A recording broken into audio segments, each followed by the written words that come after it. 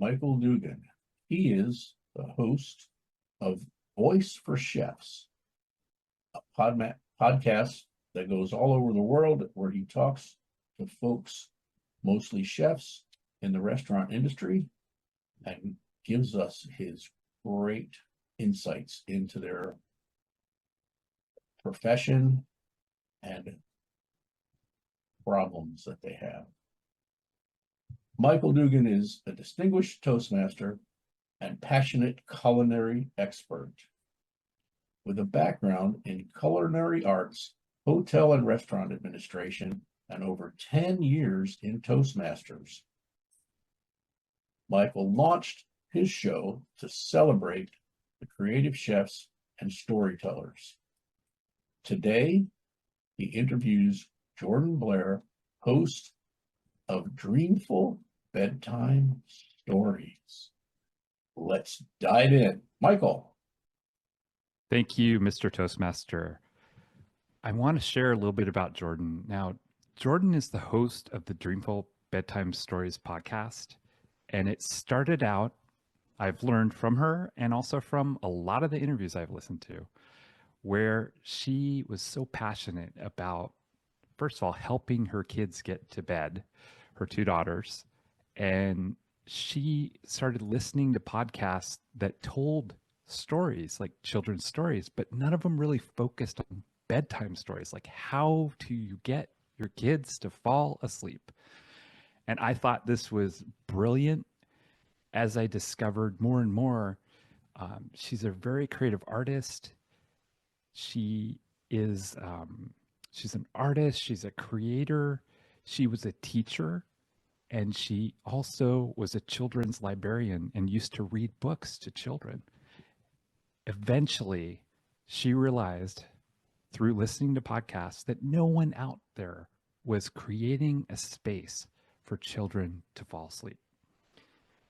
So she created this podcast, and it's now in the top 1% of all podcasts around the world. Now, she's very humble about this, but I think that is an amazing accomplishment, and I would love to introduce Jordan Blair.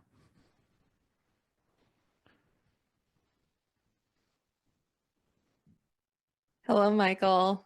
Thank you so much for that intro. That was amazing. It came from my heart. I felt it in my heart. Yeah, well, I was going to script something, but I thought, you know what? Let's be real. Let's be transparent, and let's have fun. So yeah, welcome to Toastmasters. Thank you all so much for having me. Let's start out with, as he's introduced, I have a chef podcast, so I have a couple cooking questions for you. Oh no. Oh, well, in your early childhood, or even with your kids, what is your or their favorite meal, like from childhood? Oh boy. It's very difficult because both my children like very different things. Okay. So my oldest, I believe her favorite meal that I make is white chicken chili. And then my youngest, her favorite meal that I make is a Louisiana crab boil. So Oh, wow. Yes, they're very, very different. And they really love when I make, like I love making Indian or Thai curry dishes as well. And they love that too. So I try to introduce them to many different culinary like different cuisines. So, Oh, wow. yeah. So as we get started, I want to dive into your podcast because I think it's so unique and interesting. You also have kind of an artist flair as well, and a passion for music. I understand you wrote some music and you've also done some writing. So it kind of all aligns with storytelling. And where did it really come from? Like when you reach back, did you listen to a lot of stories as a kid? Do you have any favorites from your podcast? I recall I had a cassette player in my bedroom when I was like young, like 6 or 7. And I recall there being a Mother Goose cassette tape that I had. Wow. And I'd probably just listen to that thing on repeat. And so I did have that. And I was an avid reader. I mean, I read The Hobbit when I was like 10. And so I read a lot of fantasy, a lot of mythology. I was just always reading because my parents had a rule that I could stay up as late as I wanted as long as I was reading. And so I read a lot of books. Oh, wow. That's a great rule. I It's didn't a great quite have rule. that Yeah. rule. I didn't quite have that rule growing up, but I Yeah. like that rule. So what about Harry Potter? Oh yeah, of course. Okay. I actually have like a whole Harry Potter scene with like little book nook dioramas back here. So I'm very much into Harry Potter. And so Awesome. yeah, I read all those books too several times. So take us through a little bit of your podcast. I love this story. I mean, it's so inspirational to a lot of podcasters out there. And I want Toastmasters that are potentially thinking about starting a podcast to hear the story. So I Yeah. know when you started, kind of take us through like, what was it like? Did you have imposter syndrome? Because I did when I first started. I was like, whoa, my friends are going to listen. My family's going to listen. What's that going to feel like? Right. And Hmm. then it was all in my head. So I just want you to kind of explain what that is around imposter syndrome, around starting your podcast. And I remember you feverishly studied how to start a podcast. I did the same thing. So Yeah. hear a little bit about that. Yeah. What it was, I mean, I, like you said, I made it for my kids and I was like, I Googled it, how to start a podcast. And of course, like Buzzsprout's YouTube videos came up and I watched a few YouTube videos. I'm like, Oh, I yeah. could probably do this. This can't be that hard. And it was a little bit harder than I had in my head. But the hardest part really was um, putting it out there because, I had the background theater, I had the background telling stories as a children librarian and all that stuff. I did graphic design. So it was like very easy for me to do the artistic part of it or the Oh, wow. performance aspect of it. And then when I published it, what initially had happened was I told a couple people about it, and this was back in 2019. No one knew what a podcast was. And so I just said, like, I have this really great idea for a podcast, and all of my friends and family were like, oh, that's nice, and then would just basically ignore it. And so Right. that really set that imposter syndrome in where I was just like, oh, Sure. nobody cares about this. Okay. And um, so I published it and I didn't really intend for other people to listen to it. Wow. And so at some point, it just like, I just kept doing it just for fun, and my kids loved it. They were super fans. It was great. I was cool mom for a hot second. And then at some point it just like took off like a rocket, and I was having like nightmares about the podcast growing too fast and like having to do supporter shout outs in the beginning, but I had too many people supporting the show where I couldn't do it, Wow. and so the episode was all shout outs, and it was this stupid like fear of success that I had. Right. Which is such a silly thing to say, but I just, when it started getting traction, I was just like, no, no, no, no, no, this wasn't supposed to be for anybody. No, no, no. And Wow. so that's kind of how that happened. But you did this brilliant thing. And I remember either you shared this with me because we did a pre interview, or I heard it in one of your interviews. Yeah. You launched a Patreon in the beginning before Yeah. even really putting it out there. What was that Hmm. experience like? I just knew from observations and honestly mimicry at the very beginning stages that other podcasters had Patreon, and I subscribed to some of the Patreon accounts, and I would get bonus episodes or I would get like the goodies or, just whatever. And so I just knew that when you have a podcast, you set up a way for listeners to support your show, and that's what you do. And so I just did that. Actually set that up first before my podcast even was launched. And it was Wow. so cool because when I did that, my husband posted on Facebook and was just like, my wife's got this really cool thing that she's doing. Oh my And I had gosh. like 5 subscribers. It was my mom, it was a couple friends, I love it. it was my Yeah. aunt, but I had a couple subscribers before I even launched my show. And that made me feel so good. So it was great. Wow. No, that's amazing to me because I am still in that process after 4 years. I still have a little bit of imposter syndrome, but I'm like, I know chefs. Like I could Yeah. do intimate interviews with a guest and a chef, or a listener and a chef, or share recipes. And I just, as a single person doing it, there's a lot of pieces And I'm like, I don't know why I haven't done that, because then maybe I could hire an editor, right? And then I could Yes. shortcut that.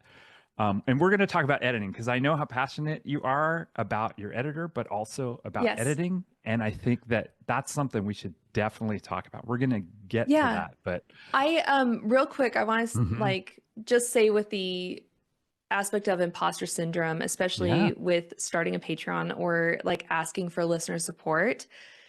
I had this with getting sponsorships or doing like affiliate marketing or, Mhm. asking listeners to support the show. It does feel awkward. You do have that kind of imposter syndrome until you make that money. And it's Yeah. that Yeah. first supporter that you get and you go, oh, this feels so good. And I could That's ask so for cool. supporters all day long. Oh my And, gosh. when you get your first sponsorship, you cold Mhm. email somebody and then they go, great. Yeah, I'd love to work with you. You just get that rush of like, oh my gosh, they want to work with me. And so then you're not scared anymore to ask. Okay. So right here, right now, Jordan, Yeah. honestly, I'm launching a Patreon because of this. Yes. Good. Period. I'm Do going to it. do it. And I And have ask content. listeners to support your show. And then when Yeah. you get those Yeah. subscribers, it's going to feel so good. Yeah. So thanks for the inspiration, and hopefully others are listening and listening to this advice, because I think it's so important if you're starting a podcast to think about that. And I could shoot myself in the foot that I didn't start it early because I was focused on a lot of other things, Mm-hmm. and asking for help is another thing. Yeah. So as we talk about the evolution of your podcast, can you take us through? So I know the first couple weeks, it was probably about 75 listeners or 75 downloads. And then within a month or two, you jumped to a couple thousand. And then what happened? I have such a funny story for my Mm. podcast. It's really odd. But it did start out very slow, but Hmm. not as slow as I thought. Yeah. I would get like I think it was 75 downloads the first month, and then it was like 150, and I was just like, oh my gosh, it's happening. Like I'm getting more people. And then, yeah, pretty soon it was like maybe 1,000 downloads in the month. And about 5 or 6 months into my podcast, my kids were so busy. It was towards the end of the school year. And of Yeah. course, the teacher scheduled everything the last like 2 weeks of school. And I was like, I can't do all this. And so I took a break. I took about a 3-month break, and I just told listeners, I'm on a break. I'll be back in a couple months. Put it away, out of sight, out of mind. And the next month, I got like 10,000 downloads. I was just like, what Wow. is happening? And there was Wow. 75,000 downloads, and there was 150,000 downloads. Oh And my that's when gosh. I even talking about it, I felt like this like rush of like heat. Uh-huh. It gave me so much anxiety. It just scared me because I was just like, no, I'm on break. What is happening? No. That's right. And You took a break. You I took a took a break. break. I And walked usually away it from my goes podcast. down, not up, when you take a break. Yeah, Usually that's what happens. there was no posting going Okay. on socials. There was nothing. I left her Wow. high and dry for 3 months, and I was like, I'll get back to it when I get back to it. And then it just went crazy. No, that's incredible. So also, I remember hearing, and this is a really important thing for podcasters because I've felt it, where it's lonely. Like it's a Yeah. weird thing where you're giving all this and you don't get any feedback. You don't get a Mhm. lot of reviews. You don't get a lot of feedback. I would get it along the way, and it was amazing. But how do you feel about that? You were telling some stories, I remember, about getting some feedback from people, and someone sent you a poem, I think it was, or a story that they wanted you to read. And that to me is really unique. Can you share a little bit about that? Yeah. I've always thought about how the creators that I want to get in touch with or I want to reach out to, sometimes I can't find their contact information. They don't have a way for me to Mm, get a hold of them. And, they don't check their social media DMs. And so I can't really reach them there. They don't have a form on their website for me to reach out. And so I made sure that I had like a PO box set up for my podcast. I didn't have a PO box in the beginning because I was mm, like, no one's gonna reach out to me ever, and it yeah, doesn't yeah. matter. And then I would mail something to a listener, and they would get my address, and then pretty soon I started getting mail to my house, and I was like, oh no, I need a PO box. Um, But I got a PO box. I had like an email set up, and I made sure that I put all these ways for listeners to reach out to me in the show notes. And then, yeah, it started becoming like this really cool thing where sometimes I would get like a package and it was a book. I still have some of these. I got a listener in Scotland sent me a book of Scottish fairy tales, and a listener in Australia Wow. sent me a book of Australian folk tales. Oh my And gosh. yeah, and they were just like, you can use this if you want or not, but it's just one of my favorite books and I wanted to send it to you. And that felt so good. And I've also had listeners email me and just let me know, like, hey, I was going through a really rough time, like escaped an abuser, and you brought me so much joy, and I felt safe listening to you because I would get anxiety Yes. attacks at Yes. night, because that's usually when I would get abused, was at nighttime. And so I felt so much safer with you. And I mean, things like when you receive feedback like that, which usually it's not that touching. Mhm. I got very lucky with my my category or my genre of podcasting, that I get to hear these really intimate and sometimes heartbreaking and sometimes heartwarming stories from Mhm. listeners. And yeah, it's such an incredible feeling when you hear something about that with podcasts I didn't intend for someone to listen to, right? So Yes. it's very Yes. cool. Can you share not a deep dark one, but a really kind of positive listener experience where somebody reached out to you and it really touched you? Because I've had a few of those, and I'd love to hear you share one of those. Okay, this is so cute. So you're smiling, you're glowing I right now. know, So I this is wanted to awesome. positively like die. I could have died happy right then. It was the cutest thing ever. So a lot of times listeners will purchase subscriptions to the Dreamful Premium on whatever platform I have it on. They will purchase it as like a birthday gift, an anniversary gift, a Christmas present, something like that. And they'll write me and they'll say, hey, can you please shout out this person?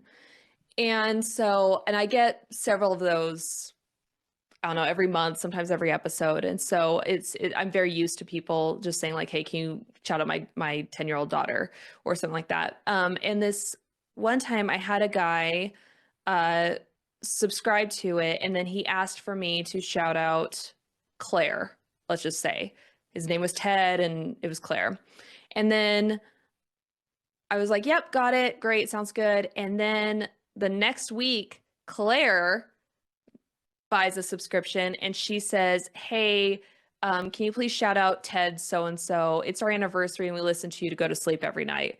And the pieces like fit in, and I was like, Yeah. oh my gosh, they secretly bought a shout out for each other at the same Wow. time. Yeah, and they had no idea about it. And I so it love was it. so fun for me to, in the episode, do a shout out and like tell them happy anniversary. Like, Oh my so happy that gosh. you subscribed. And I just knew that they would be both in bed on their anniversary, like looking at each other like, oh, I got that for you. And it's like, wait, I got that for you. And I could just picture it in my head, and it's just so sweet. Wow, Jordan, that's just amazing. I mean, that's the thing, is the connection, right? Yeah. Because you're doing all this stuff and it's a solo podcast, and you're reading these amazing books. And I've listened to a couple, Treasure Island and some others, Oh, it's a good one. but to me, that connection is so important to keep going. Even though you have the downloads, you have to have the connection to Yes. connect with it, right? Oh, yeah. But you have another special connection that is rare and unique, and we're gonna move there because we only have a limited amount of time. You started in Buzzsprout, and I remember you telling me that you started making comments, and you're like, oh, this person's being abusive, so you would report them, or I have a great idea about this, and you would share that idea.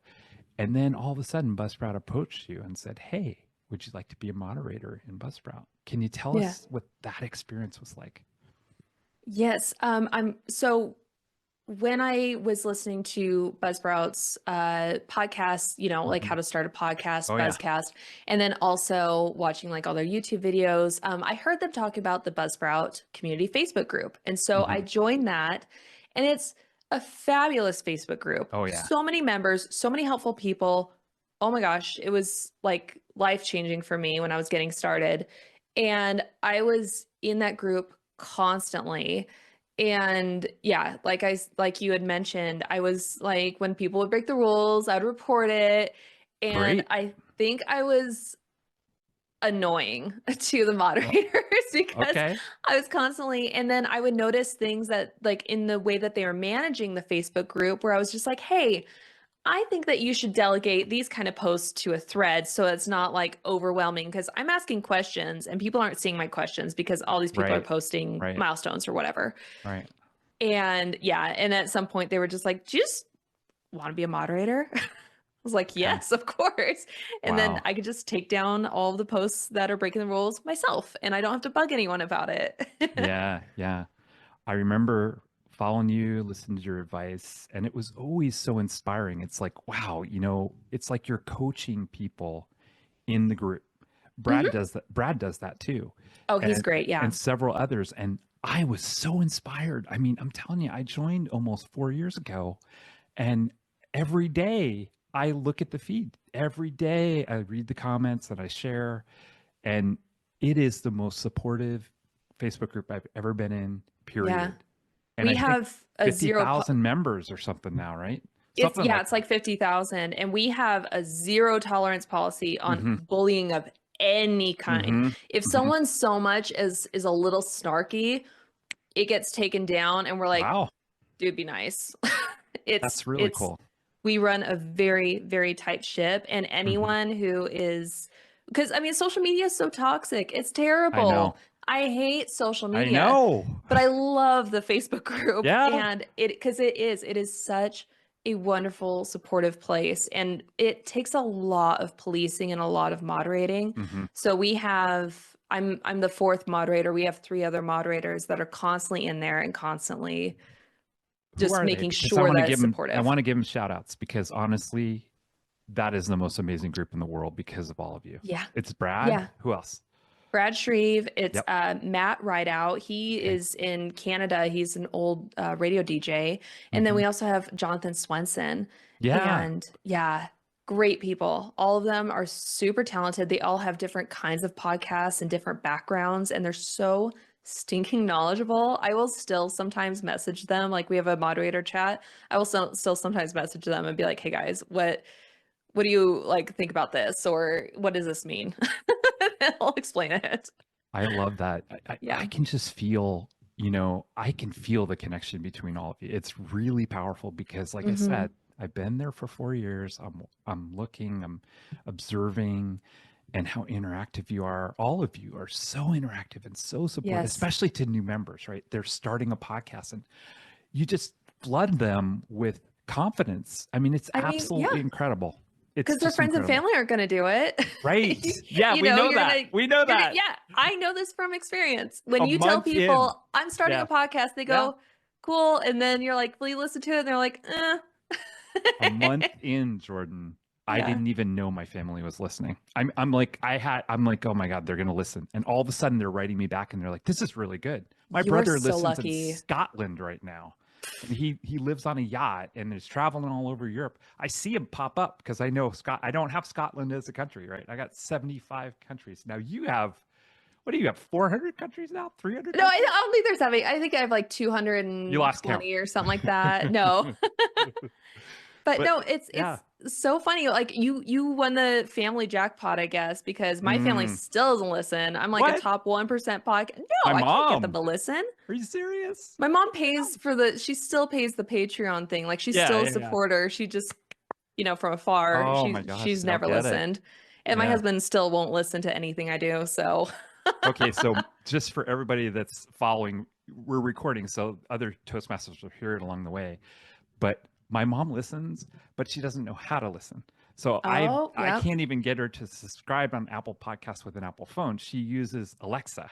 And if she doesn't speak it right, she Oh. never gets the episodes. And I'm like, oh my gosh. She's 85 plus, and she's Yeah. amazing. She's an artist, but it's fun to talk to her about it. It's just Mhm. fun to connect and talk about it because that's the feedback that I love. And my brothers, my sister really loves it. And one of these days I'm going to interview her because she's a beekeeper and an Yeah. engineer, but the beekeeping ties into food. So it's like, it's a real easy connect, right?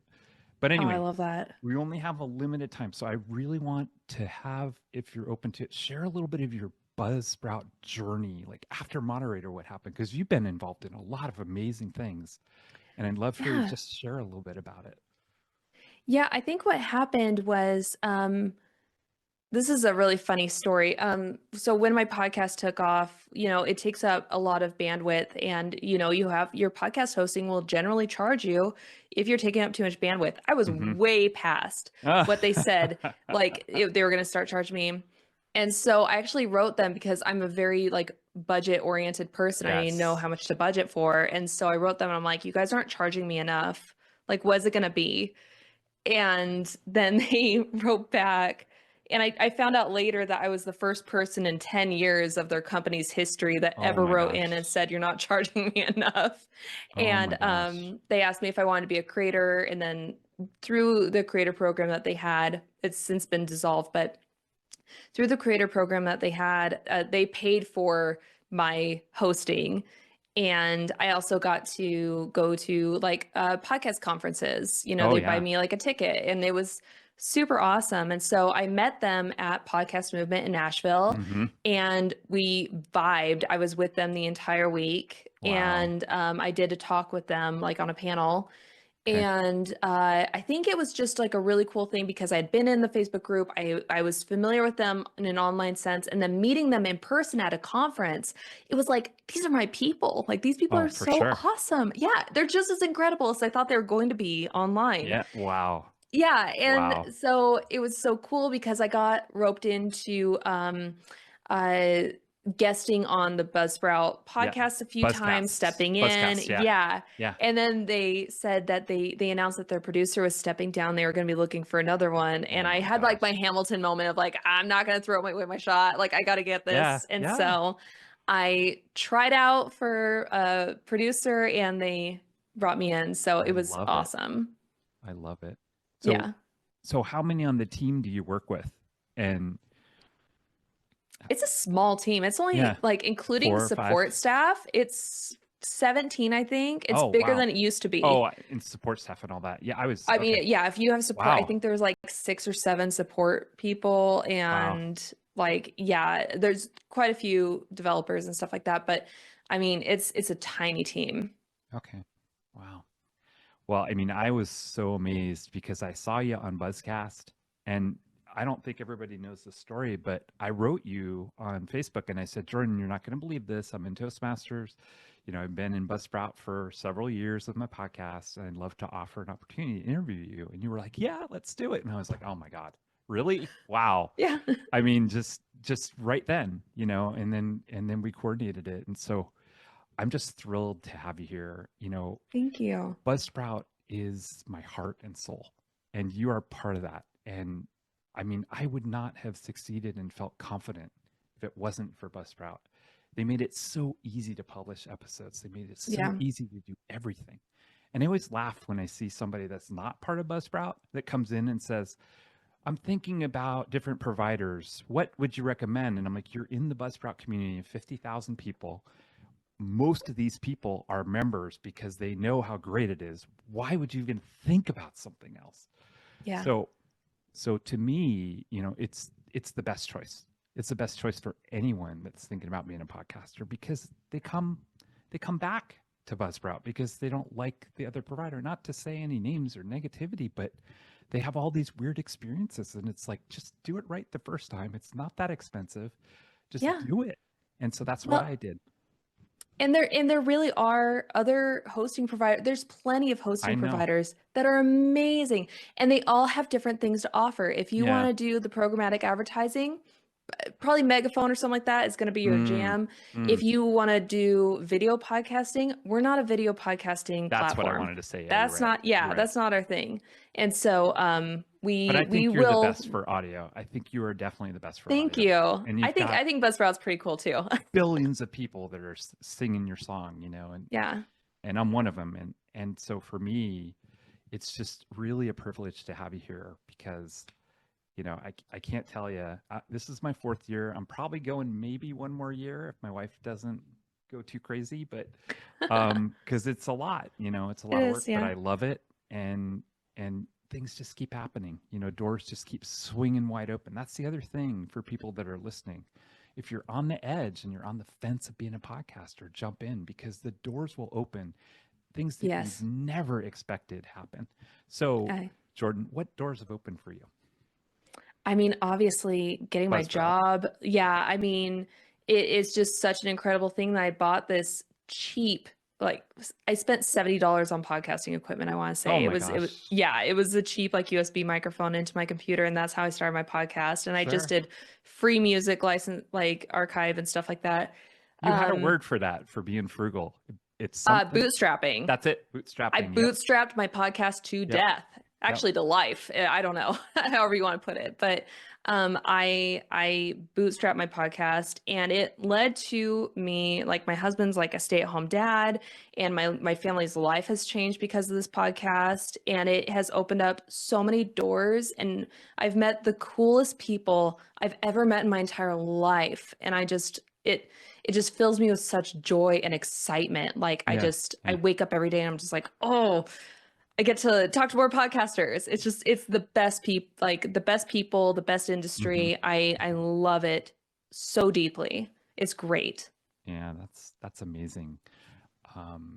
So what advice would you give to someone that's starting a podcast? Do they binge Buzzsprout videos, which I would recommend? Do they, Yeah. read articles? But is there anything core that, other than getting over imposter syndrome that we've talked about through the whole process? Is there anything you could really advise them and they're ready to go? They're on the fence. How do they get ready? How do they jump in?